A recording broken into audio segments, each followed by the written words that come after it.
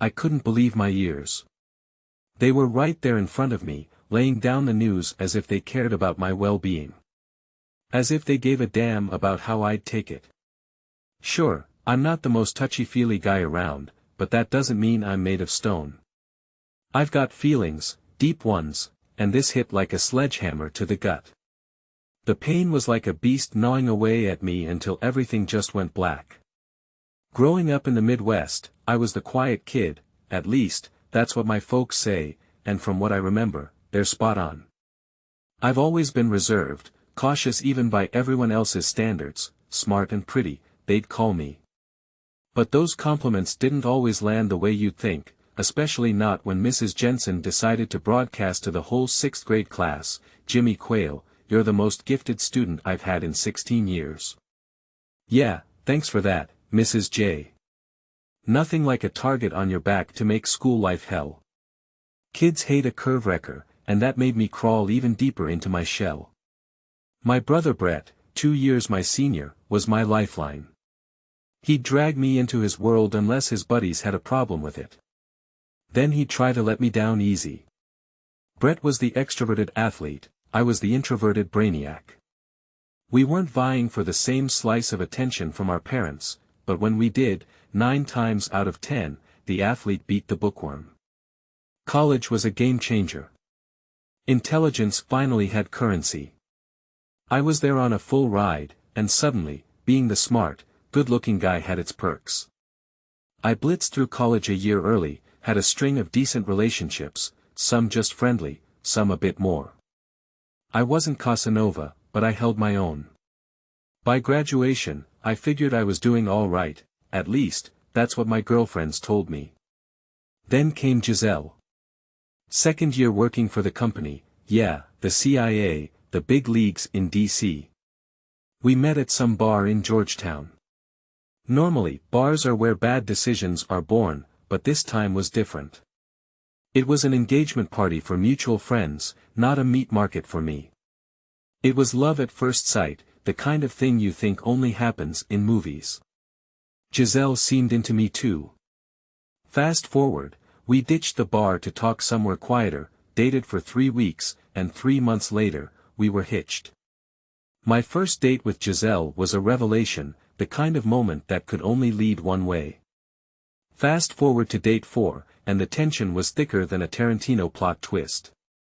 Giselle played the game like a maestro, friendly enough to keep things smooth, yet she barely touched the booze.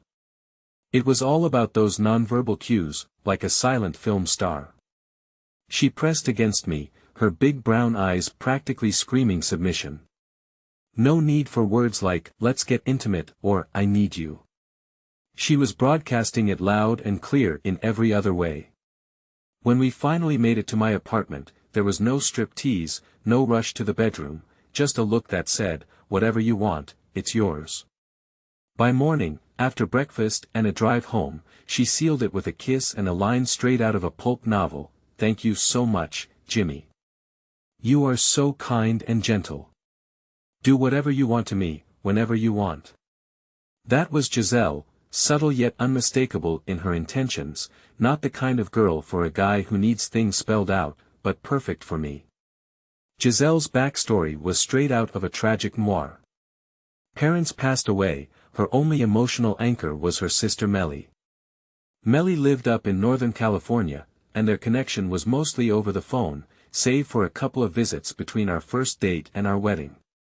Speaking of the wedding, it was a low-budget affair, maybe 30 guests. My brother Brett, my best man, took a liking to Giselle right away, telling me how lucky I was every chance he got. Melly was the bridesmaid but was more of a shadow, not around much during the festivities. When I finally met Melly, it was a bit of a shock, thick glasses, a lazy eye, things you don't catch in photos. Giselle mentioned her eyesight was bad, but seeing it was different. If you squinted, you might see a family resemblance, but Melly was nowhere near as pretty. She had about 7 kilos on Giselle's lithe frame and an aura that was more bookish than bombshell. The honeymoon in Aruba was phenomenal, a kaleidoscope of sun-soaked days and sultry nights. Giselle's intimate compliance reached a new level, her submission almost surreal. But the tropical dream quickly dissolved into a gritty reality as soon as we got back. A CIA analyst like me should have seen the red flags when Giselle moved in after only 6 weeks. She seemed to shrug off renting an apartment, claiming part-time work that let her leave any time. The truth was, she was on the brink of eviction, drowning in debt from credit cards and student loans. Even her degree didn't help her manage money, it all went down the drain, including funding her sister Mellie's trip to Washington post-wedding. I swiftly separated our finances, handing her a single low-limit credit card under my watchful eye. We toiled to chip away at her debts and loans, but progress was slow, hindered by her bony flights to see Mellie despite the financial quagmire. Our marriage thrived on an emotional and physical plane. Giselle was my sanctuary, always available, always compliant. Making love to her felt so damn good, and her sweet words and cuddles were a balm to my weary soul. Then, out of the blue, my brother Brett took a job in D.C., moving just 2 miles away from our Northern Virginia apartment.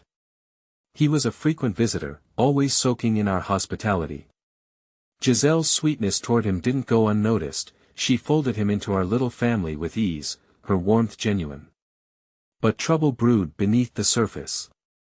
6 months in, a loan I had no clue about reared its ugly head with the bank threatening legal action.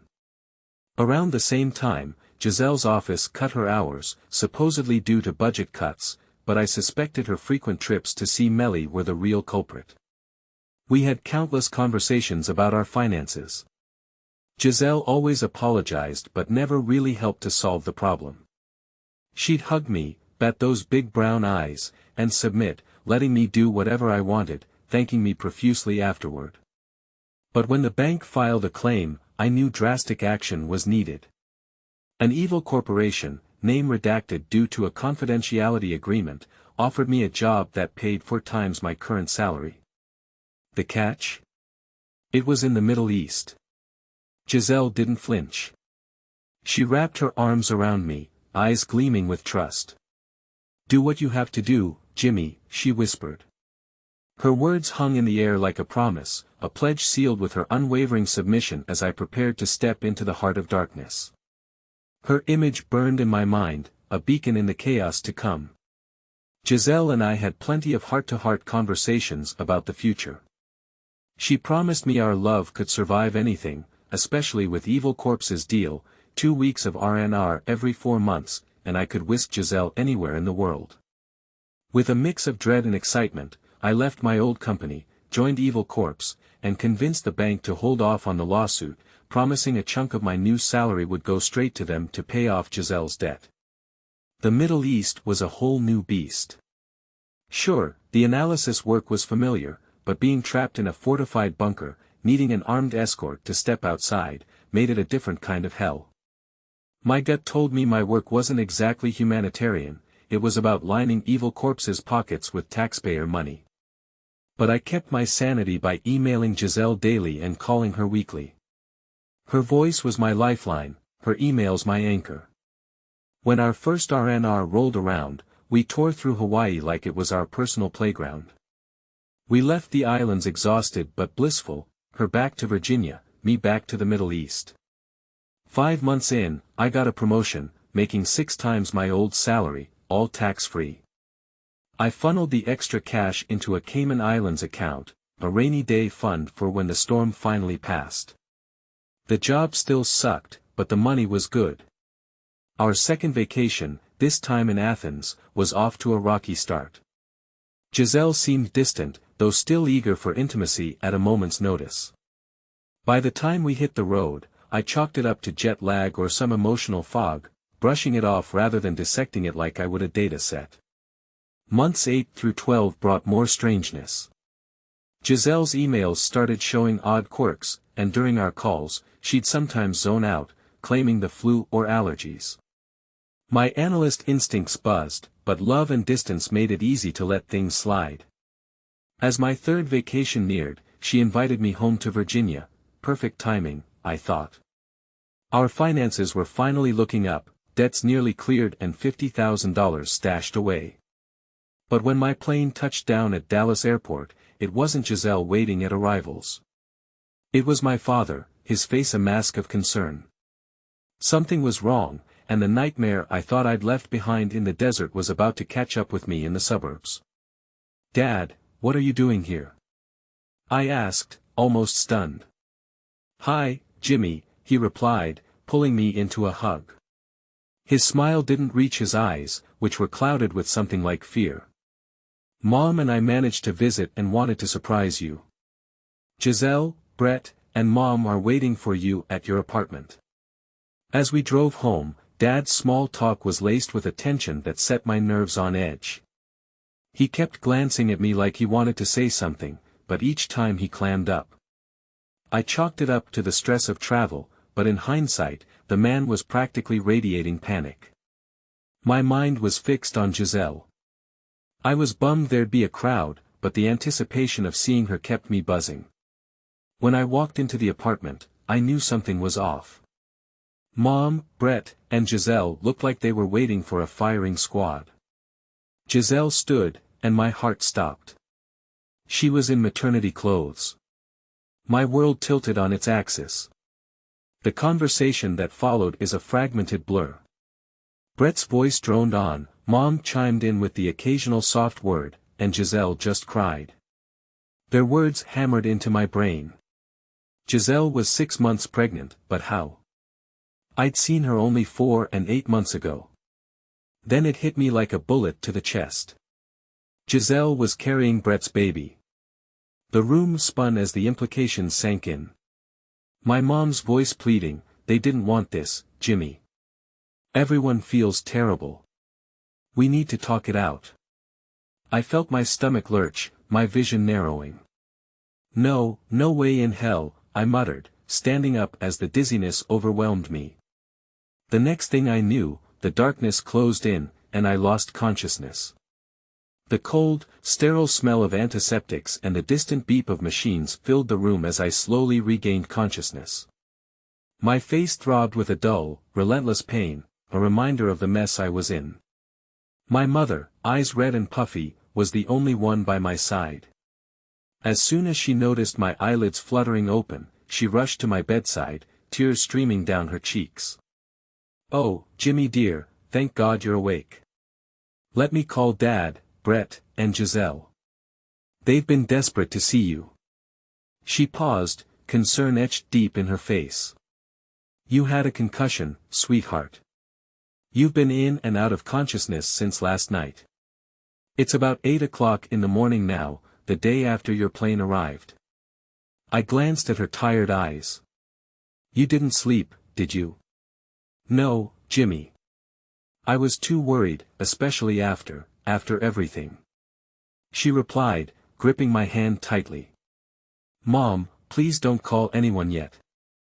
I pleaded, trying to sit up but failing at that moment. The door swung open, and in walked a no-nonsense doctor and her nurse. "Mr. Quayle, I'm Dr. Jacobs, and this is Nurse Thomas," the doctor introduced herself briskly. She shook my hand before diving into her examination, shining lights into my eyes and prodding my head with clinical precision. "Good to see you awake, Mr. Quayle," she said after a few minutes. "You gave us quite a scare, but it looks like you'll be fine after a few days of rest." "Thanks, document. I need to speak with you in private." "Mom, could you grab some breakfast and don't call Dad or my ex-brother or ex-wife, not yet." The word ex hit my mother like a slap. Her face paled as she gasped, but before she could protest, I cut her off. "Mom, if you care about me, just do this one thing." Her shoulders slumped in defeat. "Okay, Jimmy," she whispered, retreating with a broken look on her face. The doctor and nurse exchanged a look, curiosity piqued. "Dr. Jacobs, what's the damage to my face?" "You'll need reconstructive surgery on your nose and left cheek," she said bluntly. I took a deep breath. "We have doctor-patient confidentiality, right? So whatever we discuss stays between us, correct?" They both nodded. "If I'm going under the knife anyway, can I change my appearance?" I asked, a hint of desperation in my voice. Dr. Jacobs raised an eyebrow. "It's possible, but not necessary. Just recommend the best plastic surgeon in town. I interrupted. She nodded slowly, turning to Nurse Thomas. Gloria, get Dr. Simon Kent's contact details from the front desk, would you? Right away, Nurse Thomas replied, slipping out of the room with her gone. I leaned in closer to Dr. Jacobs. Is there any reason I can't be discharged immediately? I strongly advise against it. You could faint and cause more damage, she said, worry creasing her forehead. Is there a way to transfer me to another ward somewhere with more privacy and tighter security? I pressed. If you can make that happen, I'll stay. Otherwise, I'm out of here. She studied my face, then glanced at my hospital card. I see you have first-class insurance. Evil Corpse has some benefits. I smirked. I can transfer you to a secure wing for specially protected persons. No one will get through without authorization, she decided, picking up the phone and issuing rapid-fire orders. The transfer will happen in 10 minutes, before my mom gets back, I asked. Yes, we'll move fast, she assured me, hanging up the phone with a decisive click. I sank back into the pillows, relief washing over me. This was just the beginning. The pieces were moving, and I was ready to play my hand. The hospital room was a silent battlefield, the tension thick as molasses. Just then, Nurse Thomas strutted in, handing me a slip of paper with the name of the plastic surgeon. Thank God I had my essentials, wallet, cell phone, and other important items, safely tucked away in the fanny pack I clung to like a lifeline. I slipped Dr. Kent's info into the pack, nodding my thanks to the nurse and doctor. True to their word, they moved me to a section for specially protected persons where no visitors would breach my fortress of solitude. 2 nights passed, the hospital's sterile walls my sanctuary. Evil Corpse was footing the bill, so I let the expenses pile up without a second thought. By midday of my first day in hiding, my head cleared, and I switched into analyst mode, plotting my next move. The emotional agony gnawed at me, but I shoved it aside. I had a mission now, claw my way out of this pathetic mess and exact revenge on my ex-brother and soon-to-be ex-wife. I had a brief reprieve from Evil Corpse, 11 days to be precise, before they'd come knocking. Plenty of time to quit or wrap up a few projects stateside instead of in the war zone of Iraq.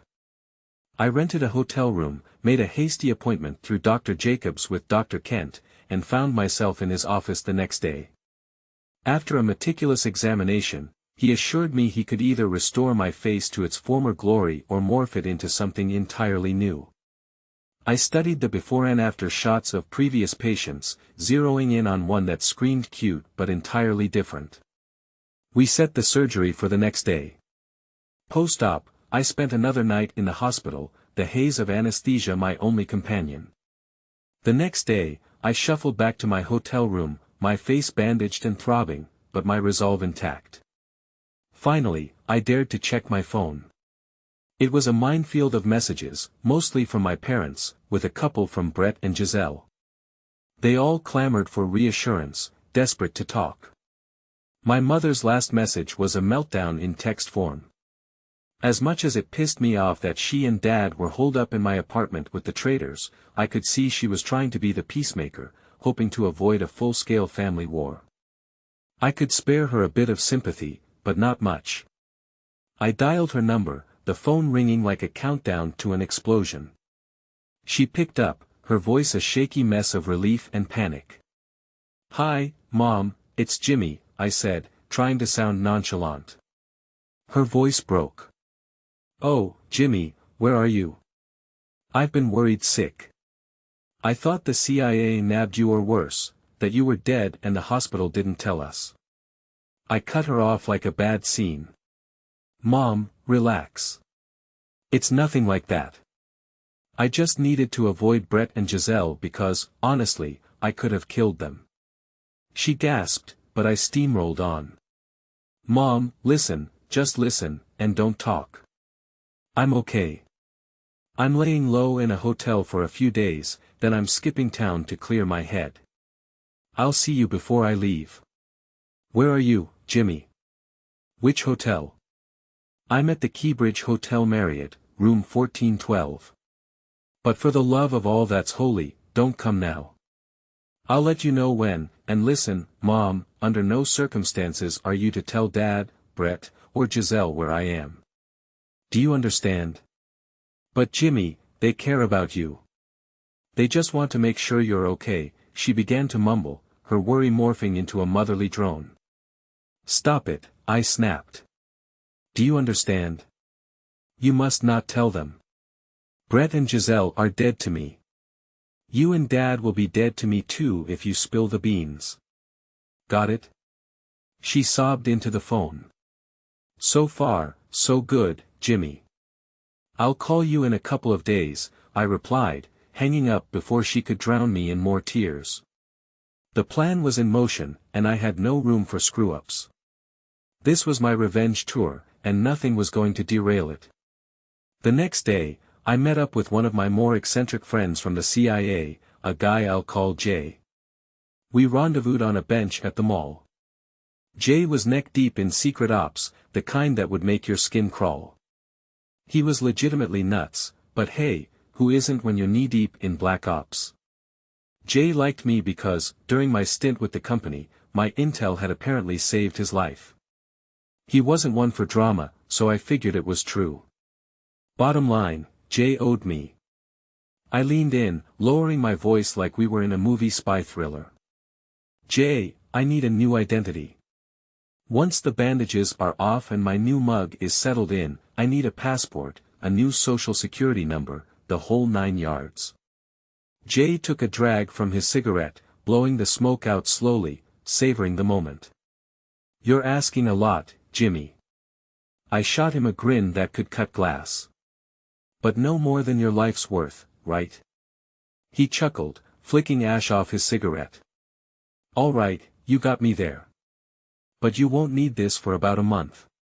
Yeah, I nodded. Okay, give me a list of potential new names and birth dates. Way ahead of you, Jay, I said, handing him a slip of paper. He glanced at it, stuffed it into his jacket pocket, and pulled out a disposable cell phone. Swing by every day around 5.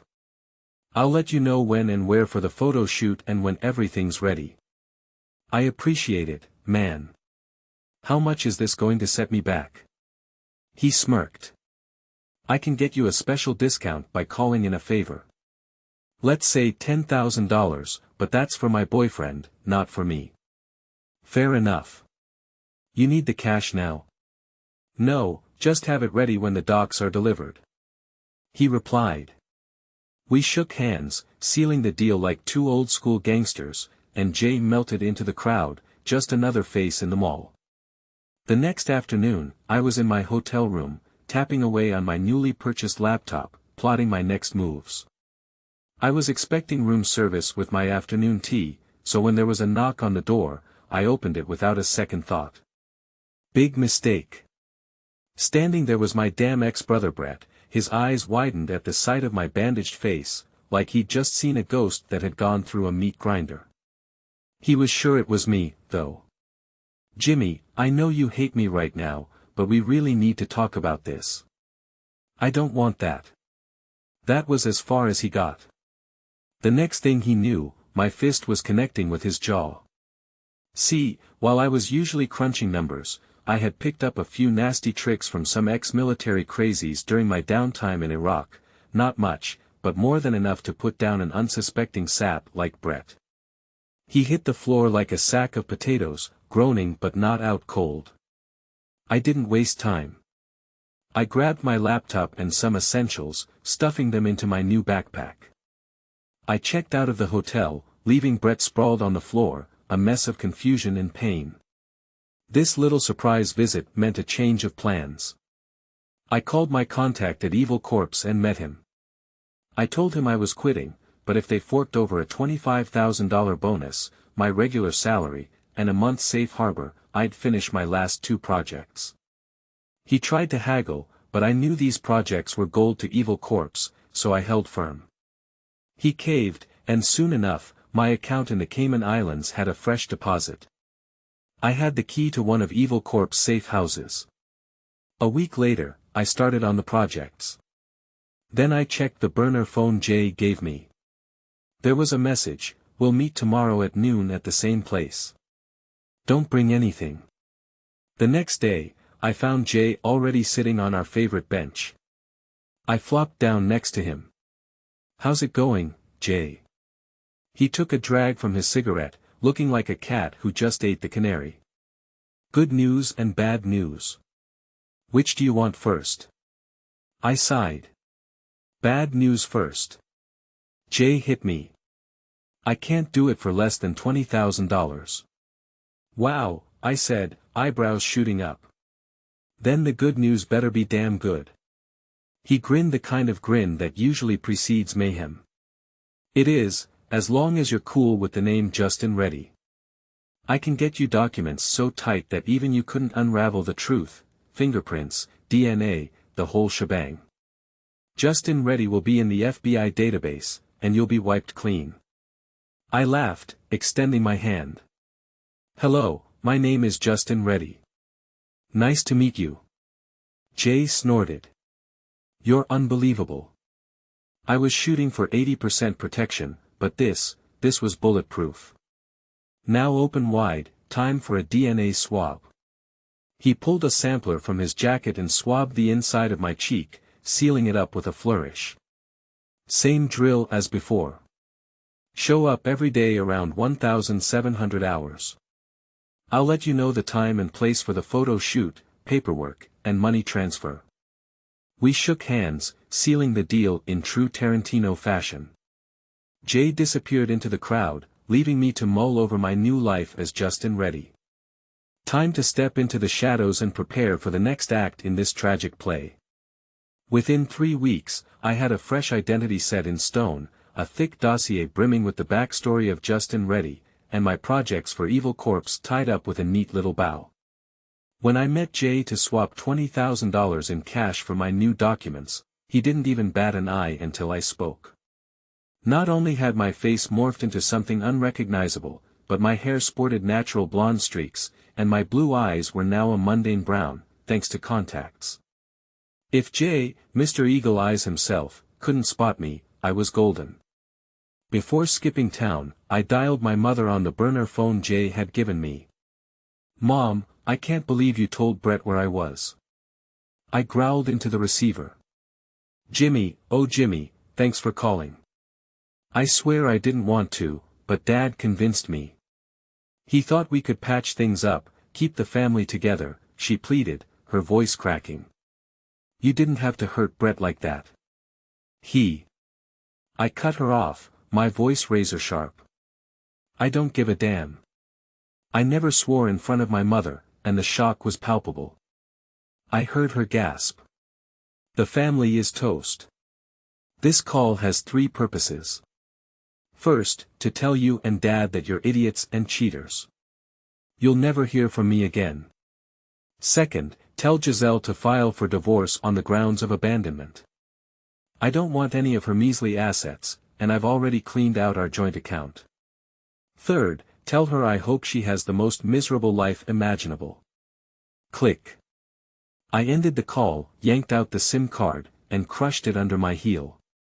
Then, being the environmentally conscious fugitive I was, I recycled the phone. The next day, Justin Reddy landed at San Francisco Airport with $60,000 in the bank, a secure laptop brimming with potential, and a devious plan. I found a cheap apartment and an even cheaper office with stellar internet access. Why? Because this was where Giselle's sister Michelle lived and worked. My revenge was a dish best served cold, and I was planning a banquet. My new mission was to make Michelle fall head over heels for me, only to leave her shattered, possibly multiple times. Giselle's life would be a living hell if her sister was a wreck, and I couldn't care less about Michelle's feelings. My business plan kicked off without a hitch. I offered free exploratory research projects to companies in the greater San Francisco Bay Area, analyzing whatever data they threw my way. It didn't matter what it was about, my time at Evil Corpse had honed my data mining skills to a fine edge. 90% of the companies that took my bait became paying clients within 8 months. I had more work than I could handle, all at a juicy hourly rate and with minimal overhead. By the year's end, I was hiring college students part-time to keep the machine running. Financial goals on track and then some. Justin Reddy was in business, and the wheels of revenge were spinning perfectly. Giselle and Brett had no idea what was coming, but they'd feel the sting soon enough. For 10 months, I played puppet master to Michelle's quiet little life. She was a restaurant hostess with a penchant for lazy weekends, occasionally seen with a lackluster boyfriend. Her half-shut eyes and poor vision limited her activities, making my job easier. Then a twist in her routine made her more accessible. She joined a health club. Bingo! I signed up, ready to pounce. I introduced myself, buttered her up with praise, and acted like her dedication to fitness was the most inspiring thing since sliced bread. At first, she was cautious, like she sensed something familiar. Maybe she remembered our brief interaction from over a year ago, but with her lousy eyesight and my new face, I doubted it. By the 4th gym session, her guard dropped, and she warmed up. Seducing Michelle was like taking candy from a baby. I was prettier and smarter than any of the losers she dated before. Once she started chatting with me, it was clear she was falling fast. My original plan was to take it slow, savor the game, but juggling my business and her schedule was getting me all riled up. I craved nightly companionship, but time was scarce, and my success rate was taking a hit. One particularly dry spell coincided with Giselle's visit to Michelle. I couldn't stand being around Giselle, and the deprivation gnawed at me. So I splurged, hired an expensive girl named Tammy for the weekend. She cost $3,000, but damn, she was worth every penny. A week after Giselle skedaddled, I decided it was time to reel Michelle in. Sunday afternoon, I asked her out. Live performances were off the table thanks to her lousy eyesight, but we had a smorgasbord of other options. We went on a boat ride, had a picnic on the island, hit up an amusement park, and wrapped it all up with a casual dinner. When I kissed her goodnight, she was practically drooling, giddy over the great time she'd had. I laid it on thick, doing everything I knew every woman loved. The clincher was the admiring look she shot me at the club that Tuesday after our date. Michelle's lazy gaze and Coke bottle glasses meant no one would mistake her for a bombshell, but her body, a different story. It was clear she was sculpting it nicely, losing those extra pounds in all the right places.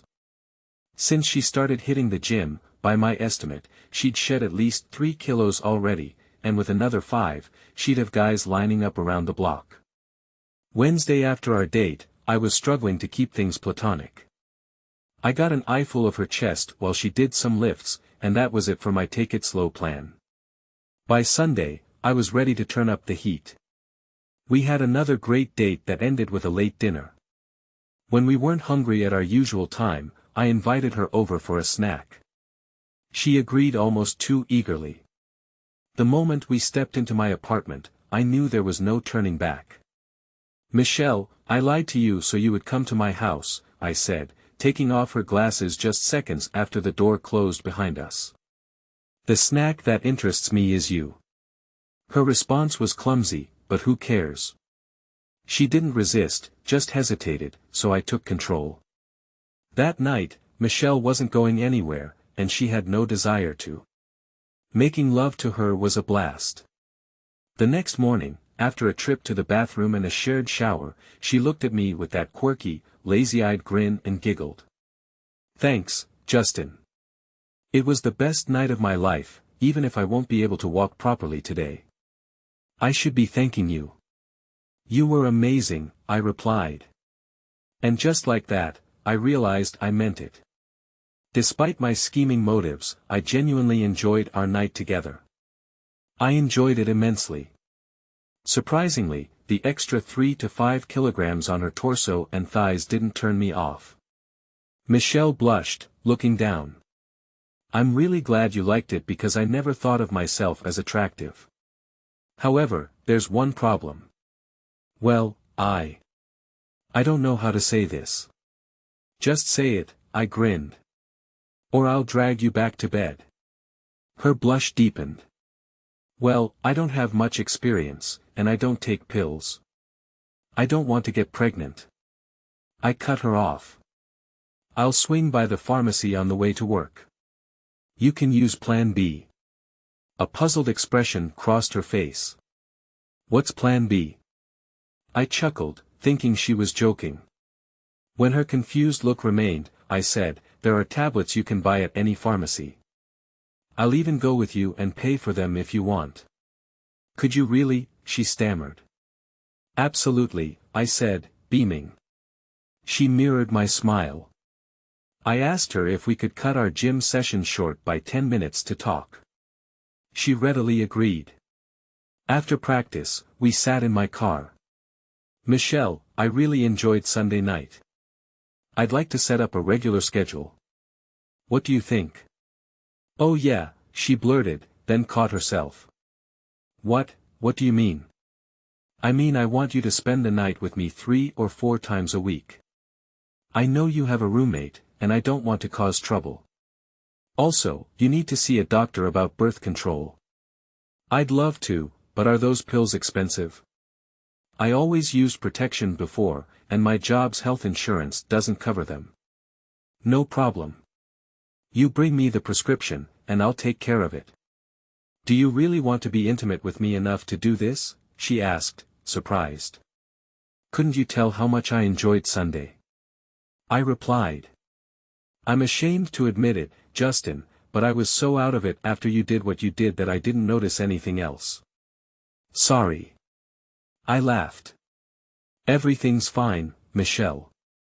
I really liked it, and so began our long-term intimate relationship. I kept messing around with other girls, but it didn't matter much anymore. See, after about a month of being with Michelle 3 or 4 times a week, I realized she wasn't just some girl. She was smart, dedicated, and giving herself to me completely. I was having a blast with Michelle. One day, I rang my lawyer from Virginia, told her to dig up some dirt on Jimmy Quayle's divorce from Giselle, and any other juicy bits she could find. Next day, she tells me the divorce was finalized 6 weeks ago. Few days later, Giselle ties the knot with Brett Quayle, my own brother. And get this, about a year before that, she pops out a baby boy. Now, no shocker here, the divorce terms were ridiculously kind to Giselle. She got all the leftover property except for half the savings account, which was put in a trust for her. If no one claimed it within a year, it'd go back to her. It was just a few $1,000, but I didn't want her to have it. So I signed a power of attorney in Jimmy's name, told my lawyer to grab the money, deduct her fee, and hand the rest to the Red Cross. After 2 months of nights with Michelle, I hit a snag. She was head over heels for me, blabbing about it to Giselle. By now, Giselle was emotionally tangled up in my thing with Michelle. I'd hurt Giselle good when I left Michelle, but I didn't want to leave her, not just yet. Michelle started looking like an innocent bystander in this whole mess, plus our almost daily workouts at the gym had transformed her body. She wasn't just not overweight anymore, she was fit. Her hips had this sculpted look, hot was the word.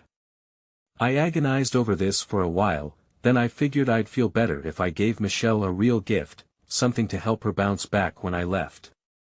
My financial goals were within reach, so I could afford what I had in mind.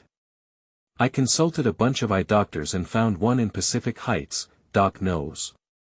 This guy wasn't just top-rated, he claimed he had a technique for fixing lazy eyes in adults, something all the other surgeons said was a pipe dream.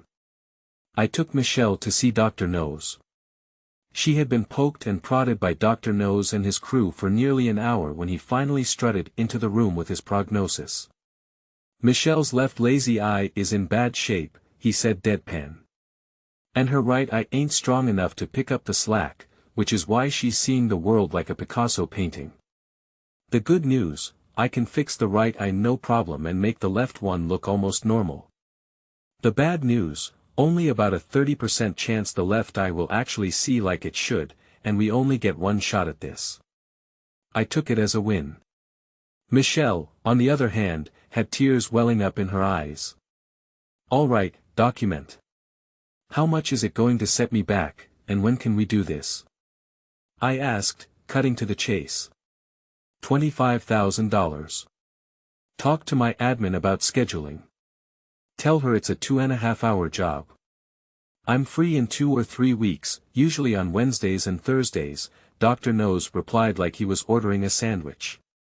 He continued, after the operation, Michelle will need 4 days of bed rest, blindfolded, another 2 days without sunlight, and no funny business or physical activity during those bed rest days. Michelle looked like someone stole her ice cream. I thanked Dr. Nose like he was handing out miracles.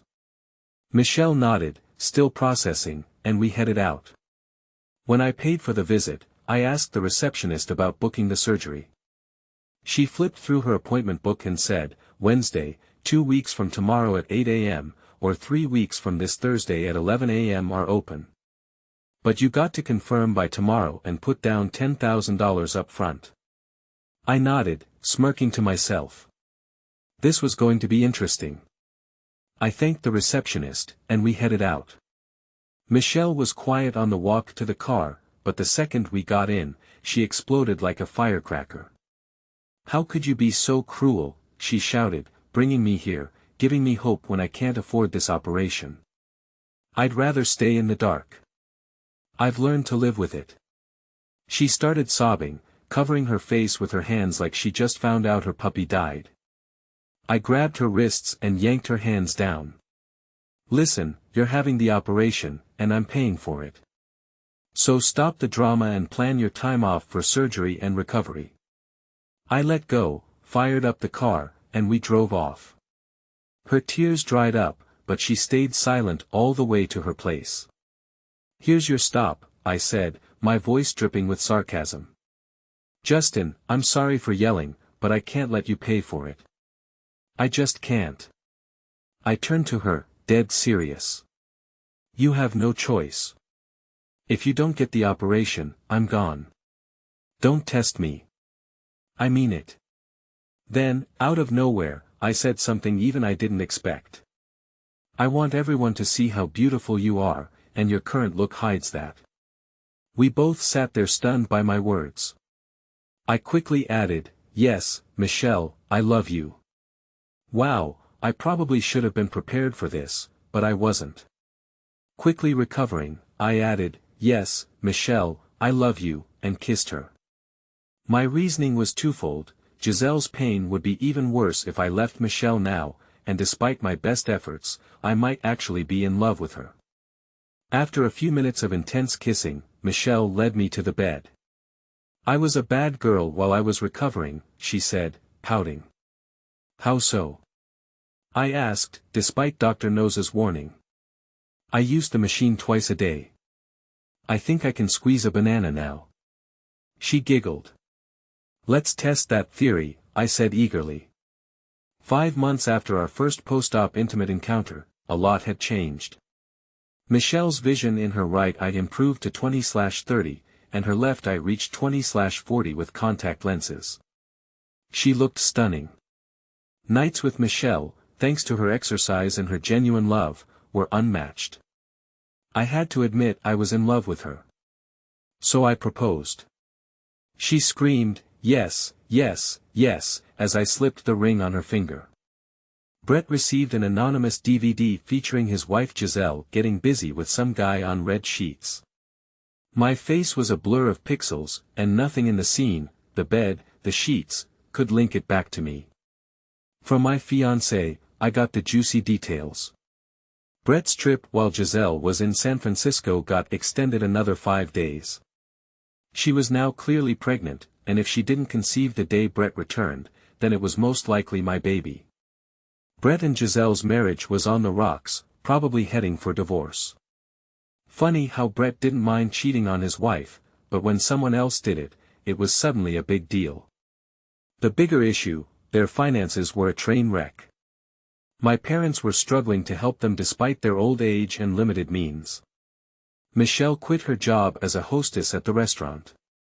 She started taking college courses part-time and helping me at work. Turns out her poor eyesight was the only thing holding back her sharp mind, and she took to research like a duck to water. My business is booming now that I've gotten my revenge, and I'm a much better man than I was before. Sometimes I even thank Brett and Giselle for being the catalyst they were. 2 years after the chaos in my life began to settle, a call shattered the peace I had painstakingly rebuilt. Brett and Giselle had been in a devastating car crash. Brett didn't make it, and Giselle was in the hospital fighting for her life. The details were sketchy, but Michelle and I rushed to the hospital immediately. As we arrived at the hospital, the anxiety was palpable.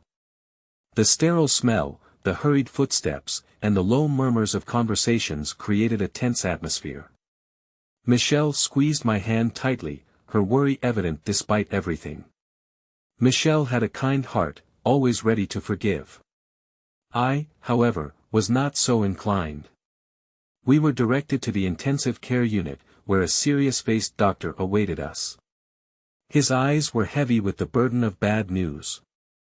The stark white walls and the beeping machines made everything feel surreal. "Mr. Reddy," he began, using my new identity. "Your sister-in-law Giselle is in critical condition. She has suffered severe internal injuries, and her liver is failing. We need a liver transplant immediately. Unfortunately, due to her blood type and other factors, there are no suitable donors on the registry. The only potential match we have found is you." I stared at him, the irony of the situation hitting me like a ton of bricks. I could save Giselle, but every fiber of my being screamed against it. She had wrecked my life, and now she needed me to save hers. "What are you saying?" I asked, my voice low and controlled, though my emotions raged inside me. "You're the only viable donor we have at the moment," the doctor explained, not understanding the full history behind my relationship with Giselle. "I can't do it," I said finally, my voice breaking the tense silence. "I have a rare blood disease that prevents me from donating. I can't risk it." The doctor's face fell, but he nodded, accepting my lie without further question. He turned to leave, but Michelle grabbed his arm, her eyes pleading. "Is there no one else? Please, there has to be someone who can help her." "Not at this time," the doctor said, shaking his head. "We've exhausted all options." As the doctor walked away, Michelle turned to me, tears streaming down her face. "Justin, are you sure? Is there no way you can help?" "No, Michelle, I can't. And even if I could, I wouldn't. I'm sorry, but I have to think about us, about our future." The days that followed were a blur. Giselle's condition worsened, and there was nothing anyone could do. Michelle stayed by her side as much as she could, but I kept my distance, unable to reconcile my feelings of revenge and guilt. One evening, as we sat in the hospital cafeteria, Michelle broke the silence. "Justin, I've been thinking." "Thinking what?" "Thinking about James. He's just a baby. He needs someone to care for him." I looked at her, seeing the compassion in her eyes. "What are you suggesting?" "I'm suggesting we adopt him. He's Giselle's child, and he needs a home. We can give him that," she said softly, her hand covering mine. I was taken aback. The thought of raising Giselle's child, a child that was probably mine, was daunting, but as I looked into Michelle's eyes, I saw the future we could build together. A future that included giving this child a chance at a better life. "Are you sure about this?" I asked, searching her face for any doubt. "Yes, I am. We can do this together, Justin. We can give him a family." "All right, let's do it," I agreed, feeling a weight lift off my shoulders. This was the right thing to do for James, for Michelle, and for me. We began the adoption process immediately, and within weeks, James was officially part of our family. The transition was not without its challenges, but Michelle and I faced them head-on, determined to give James the love and stability he deserved. As for Giselle, she passed away a few weeks after the accident. Her death was a stark reminder of the fragility of life and the consequences of our actions. Despite everything, I found a sense of closure in knowing that I had moved on, rebuilt my life, and found happiness with Michelle and our new family. James grew up knowing he was loved, surrounded by a family that cherished him. And as I watched him grow, I knew that in choosing to raise him, I had made the right decision. In the end, it wasn't just about revenge or redemption. It was about building a future filled with love and hope. And so we moved forward, leaving the past behind, forging a new path together as a family. The scars of betrayal and pain were still there, but they were overshadowed by the promise of a brighter tomorrow.